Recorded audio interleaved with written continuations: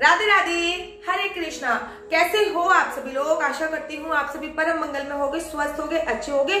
आजकल एक कुप्रथा में बोल सकती हूँ बड़ी चलन में है। वैसे भी भारत में भेड़ चाल जो है वो चलने लग जाती है। कोई एक इंसान जैसा कर्म करता है सभी वैसे ही करने लग जाते हैं। अब कुप्रथा किसको कह रही हूँ मैं?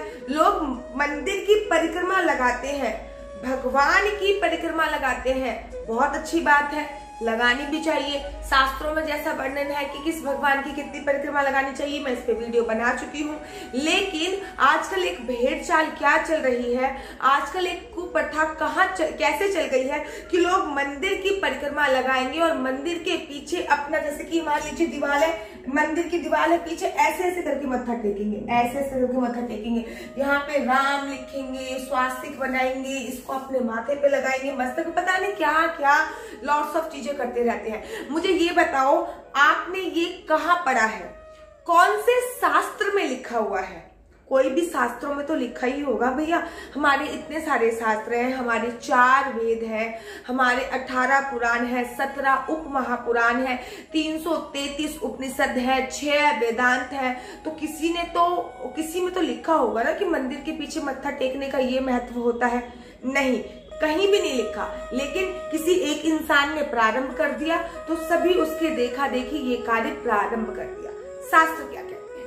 शास्त्र कहते हैं कि कभी भी आप परिक्रमा करो, अवश्य करनी चाहिए, लेकिन भगवान की जो पीठ पीछे होती है, मंदिर के जो पीछे का दीवार होती है जिसमें भगवान की पीठ होती है, कभी भी उसको प्रणाम नहीं करना चाहिए, कभी भी उस पे हाथ नहीं जोड़ने चाहिए, कभी भी उसको झुककर प्रणाम नहीं करना चाहिए, कभी भी वहां उस जगह पे रुकना भी नहीं चाहिए। मंदिर पे बेशक परिक्रमा करो, लेकिन उस जगह पे भगवान की पीठ को अगर आप प्रणाम कर रहे हो, भगवान की पीठ की तरफ देखकर प्रणाम कर रहे हो, तो आपके जो पुण्य कर्म है, आपके जो सत्कर्म है, वो क्षीण हो जाते हैं। अब आप कहोगे दीदी प्रमाण दो ना, आप बड़े प्रमाण की बात कर रहे हो, तो आपके पास कोई प्रमाण है कि क्षीण हो जाते हैं? तो मैं आपको भागवत का प्रमाण दे देती हूँ।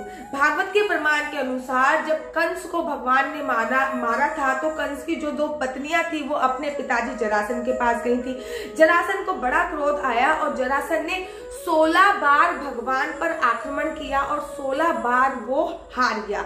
23 अक्षौणी सेना लेकर उसने 16 बार आक्रमण किया, लेकिन 16 के 16 बार वो अपराजित हुआ, पराजित नहीं हुआ, अर्थात हार गया।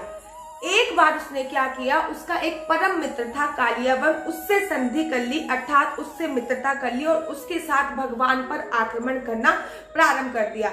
जब भगवान ने देखा कि कालियावन के साथ जरासन आ रहा है, तो भगवान ये जानते थे कि बेशक कालियावन एक राक्षस है, राक्षस योनि में पैदा हुआ है, माना कि उसकी जो प्रवृत्ति है वो राक्षस वाली है, लेकिन उसके जो पुण्य कर्म है, उसके जो सत्कर्म है, वो बहुत ज्यादा है। इसको मारना इतना इजी नहीं है, इसका वध करना इतना आसान नहीं है, इसको पराजित करना इतना आसान नहीं है। क्यों? क्योंकि इसके सत्कर्म की संख्या इतनी ज्यादा है, इनके पुण्य कर्म की संख्या इतनी ज्यादा है कि हम इसको अभी पराजित नहीं कर सकते। सबसे पहले इसके सत्कर्म खत्म करते हैं, अर्थात इसके पुण्य कर्म खत्म करते हैं। भगवान एक पर्वत पर चढ़ गए, कालियावन उनके पीछे पीछे चढ़ गया, भगवान उस पर्वत से भाग निकले और कालियावन उनके पीछे पीछे भागने लगा।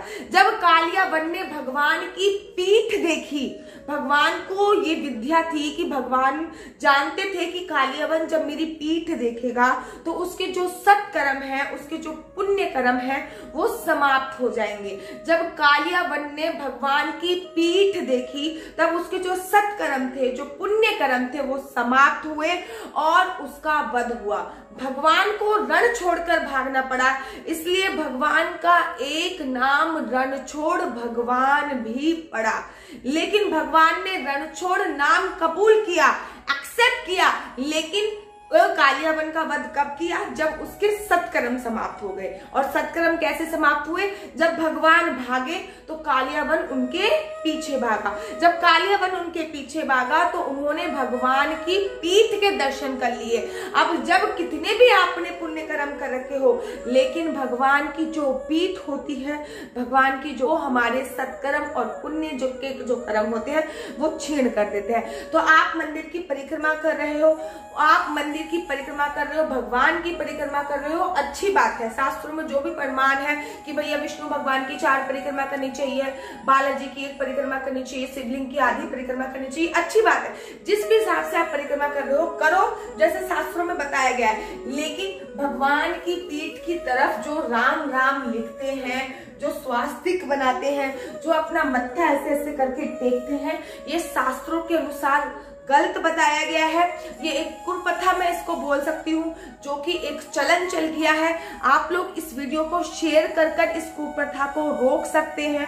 आप लोग इस वीडियो को शेयर करके अपने सनातन धर्म के बारे में जागरूकता फैला सकते हैं। जो लोग जाने अनजाने में गलती कर रहे हैं वो लोग सावधान हो सकते हैं। तो इस वीडियो को मैं हाथ जोड़कर अनुरोध करूंगी कि ज्यादा से ज्यादा शेयर करें, ताकि लोग पूजा पाठ के लिए जागरूक हो पाए। क्योंकि लोग भर भर के कमेंट्स करते हैं कि दीदी हम इतनी पूजा पाठ करते हैं, मंदिर भी नित्य जाते हैं, परिक्रमा भी करते हैं, लेकिन हमें पूजा का फल प्राप्त नहीं हो रहा। आप जो पूजा है वो शास्त्रीय तरीके से नहीं कर रहे हैं। राधे राधे, हरे कृष्णा।